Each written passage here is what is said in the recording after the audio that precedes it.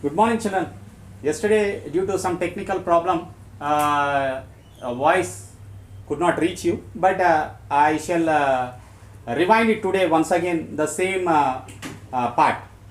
So, we have finished up looking at the Mughal Empire, the establishment of Mughal Empire, and the end of the Mughal Empire we have seen, followed by the Qutub Shahi's rule in Hyderabad. Now, after that, who entered or who established their empire or control over India? After Aurangzeb, who was the last powerful Mughal empire, Mughal rulers, in 1707 he died. So he established a very vast empire, which extended extreme east to extreme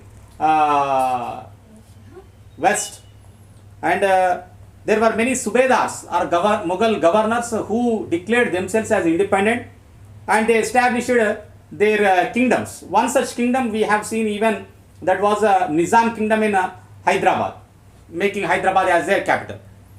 So Delhi could no longer function as an effective center by the second half of the 18th century. However, a new power was emerging. That was the Britishers, who were emerging as a powerful in India, slowly bringing entire India under their control. So, how did this vast empire was brought under control by these Britishers who came as a traders to India, and it's a very small trading company. So, the process of establishment of British Empire in India we shall see in today's class. So, our lesson is establishment of British Empire in India. So this is what we shall discuss in detail from now in India. You know, children, the company which has come to India to trade in our goods, that means to purchase the goods at a less price in India, and they sell it in European market at a higher prices so that they can make profit. Such a trade was carried out by a company, by British company called as East India Company. The name of the company is East India Company. So it is not a single company, children. Once again, I must tell you, it's not a single company. It's a Britain East India Company.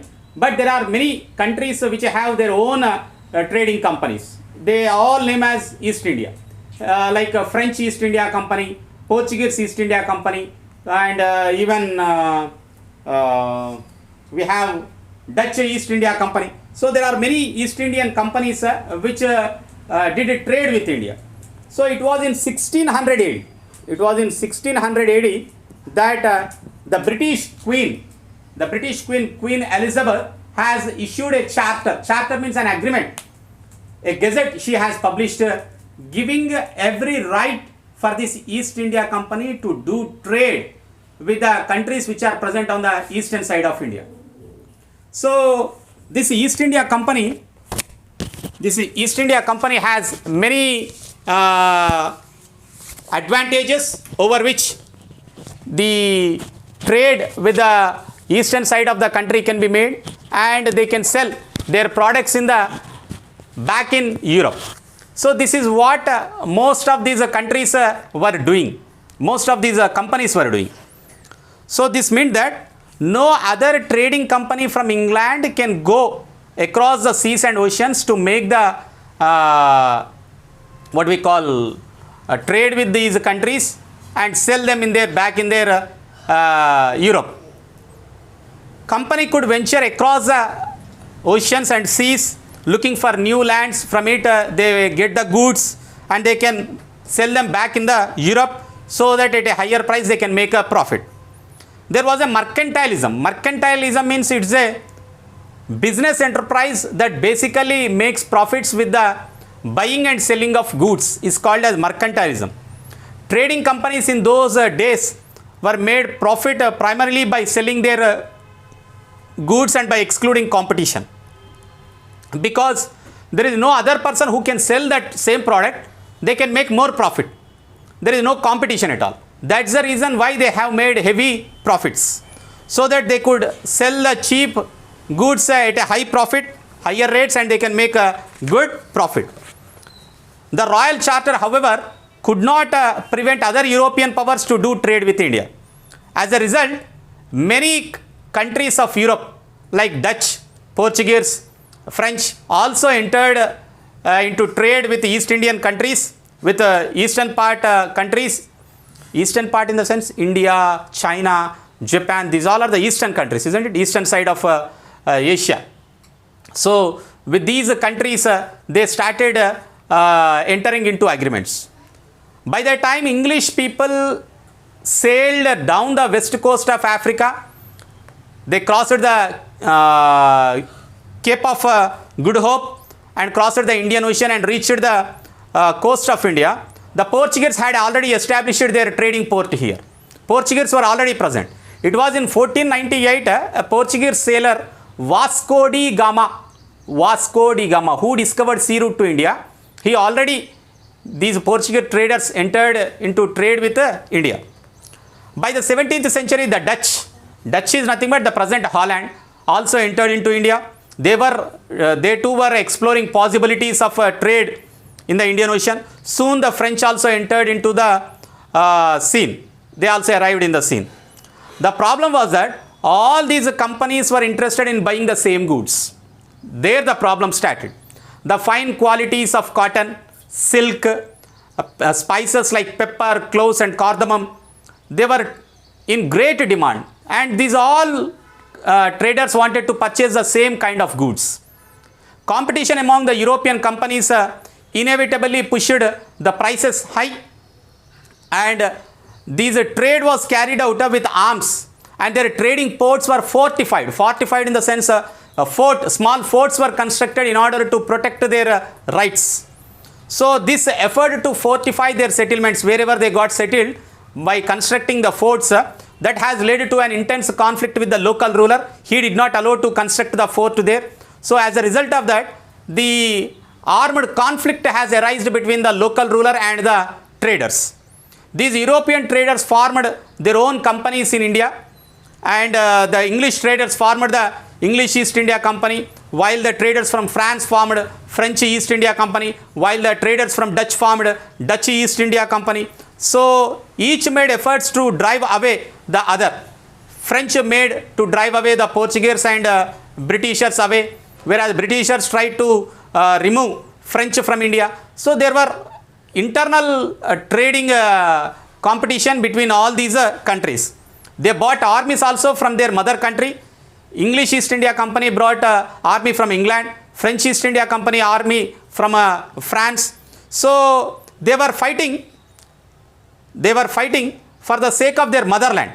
So the kings of England and France also backed their respective companies. English East India Company was backed by the English ruler, whereas the French East India Company was backed by the French ruler.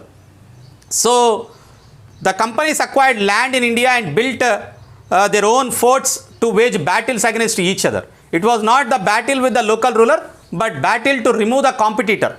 That is, French is a competitor to the Britain, and British is a competitor to the France and Holland, Dutch. So one wanted to eliminate the other in the trade. The wealth that was accumulated through the trade was one of the most important factors that enabled England to develop industries and establish their dominance over the world. The trade made these Britishers to acquire a lot of wealth, and that was the reason why they had established their dominance over the world. You know, children, Britain has colonized almost all the parts of the world. So it is one of the dominant power in the world. This was the time when England, as well as some other European countries like Spain, Portugal, France, Holland and Germany were acquiring colonies in North America and South America, Africa and Asia. The colonies contributed to the power and the wealth of these European countries. Most of the countries were colonized by these European powers. The Mughal emperors, as well as many Rajas and Nawabs, began to realize how dangerous it was to let such traders into our country. And they were allowed to maintain the armies, build forts and fight battles and use military force to establish their economic power in their kingdoms. So slowly these people started understanding how dangerous these Britishers were. But as long as the Mughal Empire was strong, it was not been possible for these European companies to establish their own military power in India. In fact, emperors like Shah Jahan and Aurangzeb had fought and defeated the European companies on a number of occasions. However, after some years after the death of Aurangzeb, the different provinces of the empire became independent, and they were ruled by their respective governors. Thus, Bengal, Awadh, that is Lucknow, and Hyderabad became independent. Hyderabad was under Nizams, and Nawab Awadh was under another independent governor. Bengal was being ruled by Siraj-ud-Dowla. So different governors have established their small kingdoms deviating from the Mughal Empire, which only nominally acknowledged the Mughal supremacy as an emperor, but they doesn't own any kind of authority. Once the Mughal Empire broke into small kingdoms, the companies found their chance to assert their power, and they started defeating these small kingdoms, and it has become very easy for them. Though the Rajas and Nawabs wanted more trade, they also tried to check the military strength of the companies. For example, in 1764 AD, the Nawab Anwaruddin Khan of Arcot, Arcot is nothing but the northern Tamil Nadu is called as Arcot, he sent his army to fight against the French company. However, to everyone's astonishment, to everyone's surprise, the small French army managed to defeat the Nawab's army. A large army of the Nawab was defeated in the hands of a French army. The European traders became more bolder. Acha, with a small army also can we kill such a, can we defeat such a big Nawab's army? They became very bolder. And after this victory, they felt that they could do whatever they wanted in India because of the strength of their armies. Their armies, even though the number is small, but they were well trained, they have ammunition, they have advanced weapons. So with this, they thought that they can defeat these Indian rulers very easily and they can do whatever they wanted. So however, the European armies were different from the armies of the Indian rulers in 1700. The soldiers of the European armies had more regular salaries. They had better cannons and guns and ammunition. Okay, ammunition means the powder which is used in the guns, in the making of bullets.